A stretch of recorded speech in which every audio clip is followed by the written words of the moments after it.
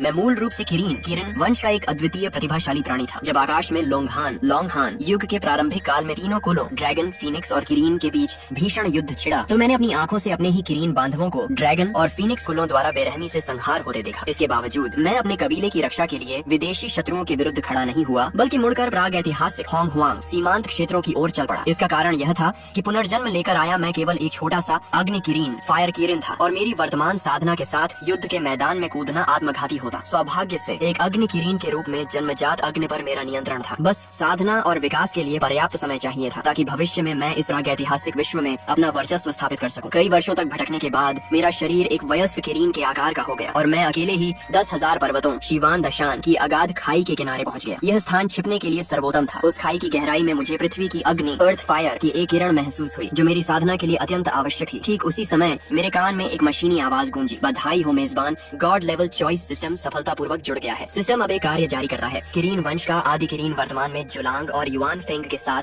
युद्ध में गंभीर रूप से घायल है। क्या आप सहायता के लिए जाएंगे? विकल्प 1, कार्य स्वीकार करें और किरीन वंश की सर्वोच्च तकनीक किरीन 9 टर्न्स फॉर्मूला प्राप्त करें। विकल्प 2, कार्य को अस्वीकार करें और प्राचीन देवदानव विरासत God devil body refining art प्राप्त करें। बिना एक पल की देरी किए मैंने प्रस्ताव को ठुकरा दिया। मैं अच्छी तरह जानता था कि किरीन 9 टर्न्स उस गॉड डेविल आर्ट के सामने कुछ भी नहीं है। इसके अलावा किरीन वंश का पतन निश्चित था, और इस समय वहाँ जाना केवल उनके साथ दफन होने जैसा होता। चुनाव होते ही god devil body refining art का ज्ञान मेरे मन में प्रवाहित होने लगा, और देखते ही देखते यह तकनीक अपने आप सक्रिय हो गई। उत्साहित होकर मैंने उस विशाल खाई में कदम रखा। खाई के नीचे का एक हिस्सा पूरी तरह से लावे से भरा था। जैसे ही मैं उस लावे के करीब पहुंचा, गहराई से एक खतरनाक ऊर्जा का आभास हुआ। सिस्टम ने फिर कहा, गहरी खाई के क्षेत्र में प्रवेश किया गया। पता चला है कि इस स्थान पर अन्य जीवों का कब्जा है। क्या आप उन्हें मारकर यहाँ अधिकार करेंगे? विकल्प 1, कार्य स्वीकार करें, लावा जायंट कबीले का संहार करें और खाई पर कब्जा करें। सफलता के बाद इस खाई को अपने निजी डोमेन डोजो में बदल दिया जाएगा, जो आर्शियों सेंट्स की जांच को छिपाने और क्वासी सेंट जुनशेंग के पूर्ण हमले को रोकने में सक्षम होगा। विकल्प 2, कार्य अस्वीकार करें और तियानमो आर्मर हेवनली डीमन आर्मर प्राप्त करें। मैंने तुरंत कार्य स्वीकार कर लिया। तभी लावे के भीतर से 10 से अधिक लावा राक्षस प्रकट हुए। ये जीव प्राग ऐतिहासिक विश्व में अत्यंत दुर्लभ है, जो पृथ्वी की अग्नि के लावे से पैदा होते हैं और सूर्य चंद्रमा के सार से चेतना प्राप्त करते हैं। हालांकि वे शक्तिशाली थे, लेकिन उनकी साधना का स्तर बहुत ऊंचा नहीं था। सबसे शक्तिशाली केवल तियानक्सियन हेवनली इमॉर्टल 8वें स्तर पर था, जबकि अन्य 7वें स्तर या उससे नीचे के थे। यद्यपि मैं अभी तियानक्सियन के 5वें स्तर पर ही पहुंचा था, लेकिन एक अग्नि किरीन होने के नाते मुझे जन्मजात श्रेष्ठता प्राप्त थी। मेरे पास सूर्य की असली अग्नि सोलर ट्रू फायर का नियंत्रण था, जो ब्रह्मांड की किसी भी वस्तु को पिघला सकती थी। इन लावा राक्षसों के लिए पृथ्वी की अग्नि साधारण हो सकती थी,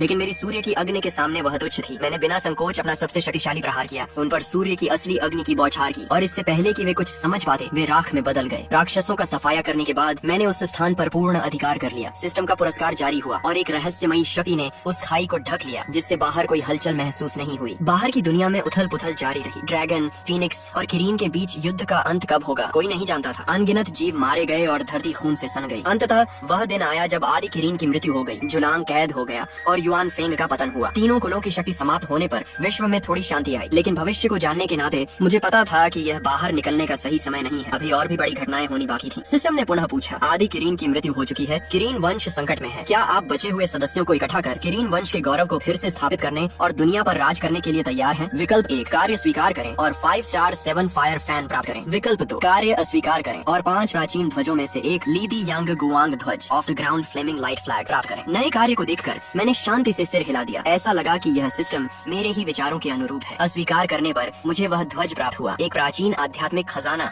जो बुराई को दूर करने और 5 तत्वों को उलट देने की शक्ति रखता था। यदि मैं सभी 5 ध्वजों को इकट्ठा कर लूं, तो मैं खाई से बाहर भी सुरक्षित रहूंगा। मैंने उसे अपने डोमेन में स्थापित कर सुरक्षा की एक और परत जोड़ दी। मेरी साधना तेजी से बढ़ी। हालांकि यहाँ ऊर्जा कम थी, लेकिन पृथ्वी की अग्नि और मेरी सूर्य की अग्नि के निरंतर परिष्करण से मैं तियानक्सियन के 9वें स्तर पर पहुँच गया, जो सच्चे अमर ट्रू इमॉर्टल स्तर से बस एक कदम दूर था। तभी पश्चिमी तियानमो पर्वत पर लुओहो के चेहरे पर एक कुटिल मुस्कान उभरी। वही था जिसने गुप्त रूप से तीनों कुलों के बीच युद्ध भड़काया था, ताकि वह हत्या के माध्यम से अपना मार्ग दाव सिद्ध कर सके। लेकिन तभी पर्वत के नीचे एक दिव्य वृद्ध प्रकट हुआ। यह होंगजुन था। लोहू की तमाम साजिशों के बावजूद स्वर्ग के मार्ग तियंदाओ द्वारा मान्यता प्राप्त होंगजुन के सामने उसकी हार निश्चित थी। अपनी समाधि के दौरान मुझे इस युद्ध का भी कार्य मिला, लेकिन मैंने सोचा कि मेरी वर्तमान साधना के साथ वहाँ जाना आत्महत्या जैसा होगा, इसलिए मैंने तीसरा विकल्प चुना और पुरस्कार प्राप्त किया। खाई के भीतर अचानक 20 अग्नि फल फायर स्पिरिट फ्रूट के पेड़, 15 आकाश फल बीज के पेड़ और 5 गिनसेंग के पेड़ प्रकट हो गए, और हर पेड़ फलों से लदा हुआ था। मैं खुशी से झूम उठा और जोर जोर से हंसने लगा। ये फल ही थे जिनकी मुझे इस समय सबसे अधिक आवश्यकता थी। मैंने तुरंत सभी फलों को इकट्ठा किया और अपनी साधना जारी रखी। इन तुलसी हेवनली रूट के प्रभाव से उस खाई की विरल ऊर्जा अचानक घनी और समृद्ध हो गई। मुझे आभास हो गया कि समय आने पर यह स्थान किसी भी अन्य अन्य पवित्र साधना स्थल से कम नहीं होगा। साथ ही इन पौधों के होने से संसाधनों के खत्म होने का डर भी नहीं था, क्योंकि वे पुनर्जीवित हो सके थे। समय बीता गया और बहुत सारे संसाधनों को आत्मसात करने के बाद मेरी साधना सच्चे अमर ट्रू इमॉर्टल के 5वें स्तर तक पहुंच गई। तभी एक नया मिशन आया और मैंने अपनी आंखें खोल दी। राक्षस राज लोहू हारने वाला था। सिस्टम ने पूछा, क्या आप खाई से बाहर निकलकर उसकी सहायता करेंगे? विकल्प 1, लोहू की मदद करें, उसकी सद्भावना प्राप्त करें और राक्षस मार्ग डीमन डाओ के अंतिम शिष्य बनकर उसकी विरासत हासिल करें। विकल्प 2, कार्य को अस्वीकार करें और आदि किरीन की दैवीय शक्ति वन शॉट जेंटियन हो हजारों वर्षों की गर्जना प्राप्त करें। मैंने सीधे दूसरे विकल्प को चुना। मेरी यादों के अनुसार यदि किरीन वंश का कोई शक्तिशाली योद्धा इस शक्ति में महारत हासिल कर ले तो उसकी एक गर्जना 9 आसमानों के फीनिक्स और 4 समुद्रों के ड्रैगनों को नष्ट कर सकती थी। जैसे ही मैंने इस शक्ति को प्राप्त किया, दूर पश्चिम के त्यानमो पर्वत पर लोहू के 8 सेनापति मारे गए और वह स्वयं गंभीर रूप से घायल होकर गिर गया। अंत में उसने खुद को बचाने के लिए पलायन का मार्ग चुना, जिसे होंगजुन भी नहीं रोक पाया। उस समय पश्चिम के अनगिनत आध्यात्मिक पर्वत और जीव नष्ट हो गए, जिससे होंगजुन पर उस स्थान का आर्ण कारमा चढ़ गया। लोहू और होंगजुन एक सृजन का प्रतीक और एक विनाश का, दोनों के बीच के इस युद्ध के अंत के साथ ही लोंगहान युग का समापन हुआ। ड्रैगन, फीनिक्स और किरीन वंश अब पतन की ओर थे। इस महाप्रलय में पीड़ित जीवों के मन में इन तीनों कुलों के प्रति गहरा द्वेष भर गया था। यही कारण था कि बाद की पीढ़ियों में इनकी संख्या कम होती गई। बिना किसी शक्तिशाली संरक्षक के इन तीनों कुलों का अस्तित्व खतरे में था। उसी समय गहरी खाई के बाहर साधना करते हुए मुझे अचानक अपने रक्त की तरंगों में हलचल महसूस हुई। यह किरीन वंश की एक विशेष संवेदन तकनीक थी, जिसका अर्थ था कि पास में ही अन्य अग्नि किरीन मौजूद थे और वे मदद के लिए पुकार रहे थे। इस पुकार और नए मिशन ने मुझे प्रसन्न कर दिया। मिशन स्वीकार करते ही मुझे एक और प्राचीन ध्वज वूजी शिंगहुआ प्राप्त हुआ, जिसे मैंने तुरंत अपने डोमेन में स्थापित कर दिया। मैंने अपनी चेतना डिवाइन सेंस फैलाई और देखा कि 3000 मील दूर खून से लथपथ 3 अग्नि किरीन बदहवास होकर भाग रहे थे। उनके पीछे भेड़िया राक्षसों वुल्फ डीमंस का एक बड़ा झुंड पड़ा था। आज किरीन वंश इतना कमजोर हो गया था कि जो भेड़िया राक्षस कभी उनके अधीन होने के योग्य भी नहीं थे, वे आज उनका शिकार कर रहे थे। मैंने दुखी मन से उनके दिमाग में गुप्त संदेश भेजा, पश्चिम की ओर बढ़ो और सीधे खाई में प्रवेश करो, केवल वहीं तुम्हारी जान बच सकती है। यद्यपि मैंने मिशन स्वीकार किया था, लेकिन मेरा बाहर जाने का कोई इरादा नहीं था। यदि वे खुद चलकर यहाँ आते तो मैं उनकी रक्षा कर सकता था। संदेश पाकर वे तीनों चौंक गए कि इस सुनसान इलाके में भी उनका कोई संबंधी जीवित है। वे पूरी गति से खाई की ओर भागे। उनके पीछे पड़े भेड़िए सच्चे अमर स्तर के थे और वे इन घायल किरीन का खून निकालकर अपने मुखिया को खुश करना चाहते थे। जैसे ही वे तीनों मेरी खाई के डोमेन में प्रविष्ट हुए, वे सुरक्षित हो गए, क्योंकि मेरे 2 प्राचीन ध्वजों की सुरक्षा वहाँ सक्रिय थी। उनके पीछे आने वाले कई भेड़िए सीमा पार करते ही पल भर में मारे गए। जो भेड़िए अभी बाहर ही थे, वे डर के मारे रुक गए। तभी मैंने खाई के भीतर से अपनी शक्ति वन शॉट जेंटियन हो का प्रयोग करते हुए एक भीषण गर्जना की। उस दहाड़ से बाहर खड़े सभी भेड़िए धूल बनकर हवा में उड़ गए। तीनों अग्नि किरीन डर और सम्मान के साथ खाई में गिर पड़े। हालांकि उन्होंने मुझे देखा नहीं था, पर वे मेरी शक्ति से कांप रहे थे। उन्होंने वंदना की। हम किरीन वंश के वंशज अपने पूर्वज को नमन करते हैं। प्राण बचाने के लिए धन्यवाद। वह गर्जना केवल हमारे वंश के महानतम योद्धा ही कर सकते थे। मैंने गंभीरता से उत्तर दिया, मैं कोई पूर्वज नहीं हूँ, बस वर्षों पहले युद्ध से थकर यहाँ शांति से साधना करने चला आया था। किरीन वंश की वर्तमान स्थिति क्या है? उन्होंने रोते हुए बताया कि अग्नि किरीन शाखा के 10 में से केवल 1 सदस्य बचा है और बाकी शाखाओं का भी बुरा हाल है। उन्होंने मुझसे वंश को बचाने की गुहार लगाई। मैंने कहा, मैं जानता हूँ, लेकिन समय के चक्र को बदला नहीं जा सकता। तुम लोग अभी यहीं विश्राम करो और बाहर मत जाना। यहाँ रहकर तुम हमारे शुद्ध रक्त को जीवित रख सकते हो। मैं जानता था कि भविष्य में शुद्ध नस्ल के किरीन लगभग विलुप्त हो जाएंगे। वे केवल देवताओं की सवारी जैसे वेन ताइशी का मो किरीन या गोनेन का जिनमाओ हो बनकर रह जाएंगे। ड्रैगन और फीनिक्स का हाल भी बुरा ही होने वाला था। मैंने उन्हें निर्देश दिया, मैं फिर से साधना में जा रहा हूँ, बहुत जरूरी न हो तो मुझे परेशान मत करना। इस लावा क्षेत्र को छोड़कर तुम कहीं भी घूम सकते हो। यहाँ मैंने कई दिव्य फल उगाए हैं, उनके पकने पर तुम अपनी साधना के लिए उनका उपयोग कर सकते हो। इसके बाद मैं फिर से ध्यान मग्न हो गया। बाहर न जाने कितने वर्ष बीत गए। अचानक पूरा प्रागैतिहासिक विश्व होंगवांग जोरों से हिलने लगा। आकाश से शुभ संकेत बरसने लगे और धरती से पवित्र झरने फूटने लगे। एक अत्यंत शक्तिशाली और भारी दबाव पूरे विश्व पर छा गया, जिससे अनगिनत जीव व्याकुल हो उठे। अगर आपको नेक्स्ट पार्ट चाहिए तो कमेंट बॉक्स में जाकर सिर्फ यस लिख दें।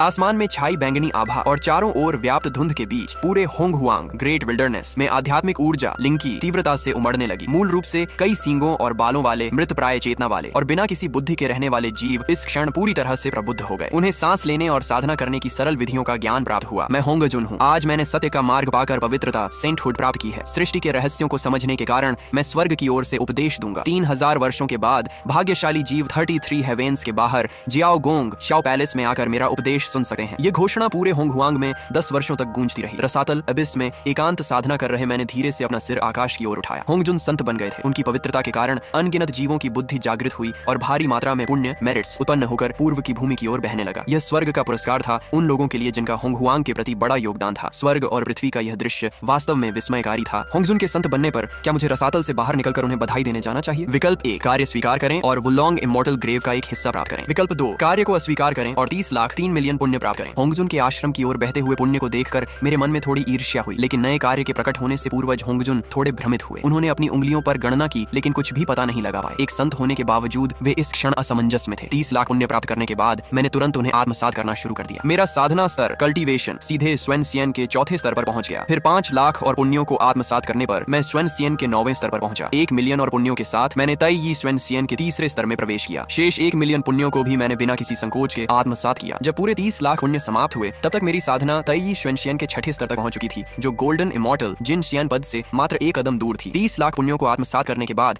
देखते ही देखते 3000 वर्ष बीत गए। होंगजुन 33 हेवेंस के बाहर जियाओ पेंग में उपदेश दे रहे थे। क्या मुझे रसातल से बाहर निकलकर स्वर्ग के द्वीप पर जाना चाहिए? विकल्प 1, कार्य स्वीकार करें और हाउतियन लिंगबाओ जिन जाओ सिजर्स प्राप्त करें। विकल्प 2, कार्य को अस्वीकार करें और स्यांतियन शनलू दिव्य हिरण के सुनहरे रक्त की एक बूंद प्राप्त करें। इन 2 विकल्पों को देखकर, हालांकि मुझे नहीं पता था कि उस सुनहरे रक्त का क्या उपयोग है, लेकिन कम मूल्य वाले हुतियन लिंगबाओ की तुलना में मैंने थोड़े विचार के बाद दूसरे विकल्प को चुना। मैंने तुरंत उस सुनहरे रक्त को आत्मसात करना शुरू किया। इस रक्त की शक्ति मेरी कल्पना से कहीं अधिक थी। शोधन की प्रक्रिया में मेरी साधना तेजी से बढ़ी और मैं गोल्डन इमॉर्टल के स्तर पर पहुंच गया। इतना ही नहीं, मैंने स्पष्ट रूप से महसूस किया कि मेरे वंश की जड़ें, ब्लड लाइन, रूट्स भी रूपांतरित हो गई हैं। होंगहुआंग की दुनिया में अरबों जीवों की अपनी अपनी जड़ें होती हैं। सबसे शक्तिशाली 3000 गॉड डेमंस, 3000 केओस गॉड्स हैं जो अद्वितीय हैं और अराजकता केओस से उत्पन्न हुए हैं। पूर्वज लो हॉ और होंगजुन इसी श्रेणी में आते हैं। इसके बाद सियांतियन जीव, इनेट बीइंग्स आते हैं, जो पंगु द्वारा स्वर्ग और पृथ्वी के निर्माण के बाद होंगहुआंग में विकसित होने वाले पहले जीव थे। शीर्ष स्तर के सियांतियन जीव पंगु के शरीर की ऊर्जा से बने थे, जैसे सान किंग 3 प्योर वंस पंगु की आत्मा के 3 अंशों से बने थे और 12 पूर्वज वू पंगु के रक्त से पैदा हुए थे। आदिम किलिन, आदिम फीनिक्स और ड्रैगन कबीले के पूर्वज सभी इसी पहली पीढ़ी के जीव थे। आदिम किलिन का जन्म मध्य पृथ्वी के केंद्र में हुआ था। ड्रैगन पूर्वज पंगु की रीढ़ से बनी गहरी समुद्री हड्डियों से पैदा हुए थे और पहली फीनिक्स भी इसी तरह पैदा हुई थी। इसके बाद हुतियान जीव पोस्ट नेटल बीइंग्स आए। यद्यपि किलिन, फीनिक्स और ड्रैगन बाद के जीव थे, लेकिन उन्हें अपने पूर्वजों का संरक्षण प्राप्त था, इसलिए वे शुरुआती होंगहुआंग पर शासन कर सके। बाकी साधारण जीव थे, लेकिन उस सुनहरे रक्त को आत्मसात करने के बाद मेरी जड़ें सियांतियन जीव के स्तर तक बढ़ गई थीं। अपनी जड़ों के स्तर में सुधार देखकर मैं बहुत खुश हुआ। मेरी यादों के अनुसार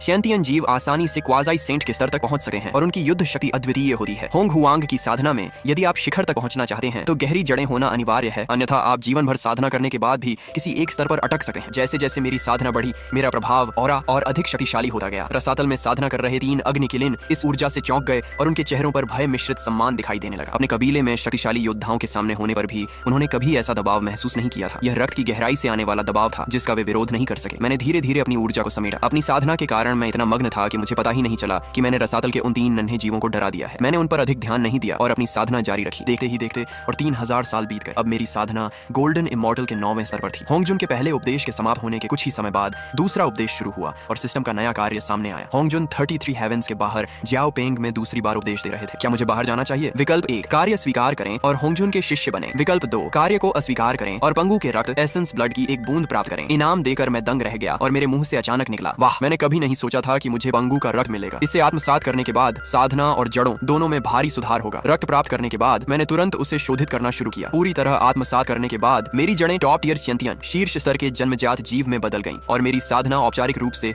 दा Luo Jin Xian great Luo golden immortal के तीसरे स्तर पर पहुंच गई। पिछले 2 पुरस्कारों के बाद मैं होंगजुन के तीसरे उपदेश का उत्सुकता से इंतजार कर रहा था। मुझे लगा कि इस बार भी रक्त से संबंधित कोई वस्तु मिलेगी। यद्यपि मेरे लिए साधारण खजाने अब उतने प्रभावी नहीं थे, लेकिन मैं उन्हें उन 3 अग्नि किलिन्स को दे सकता था। हालांकि तीसरे उपदेश के समय सिस्टम का पुरस्कार रक्त से संबंधित नहीं था, बल्कि 5 एलिमेंट्स फ्लैग्स में से एक शुआनयुआन वाटर कंट्रोल फ्लैग था। इस ध्वज को रसातल में स्थापित करने के बाद वह शुष्क और गर्म स्थान अचानक आध्यात्मिक झरनों से भर गया, जो दिव्य पौधों के उगने के लिए उपयुक्त हो गया। इन वर्षों में दर्जनों आध्यात्मिक पौधों के पोषण से रसातल पूरी तरह बदल गया था। फलदार वृक्षों के चारों ओर दुर्लभ फूल और घास उगाए थे। उन 3 अग्नि किलिन्स ने भी गुफाएं बना ली थीं और साधना में लीन थे। पांताओ, अमराडू और गिनसेंग जैसे दिव्य फल खाने के कारण उनकी साधना भी तेजी से बढ़कर चुनशियन स्तर तक पहुंच गई थी। मैंने रसातल की गहराई से अर्थ फायर एसेंस पृथ्वी की अग्नि का सार निकालकर 3 हिस्सों में बांटा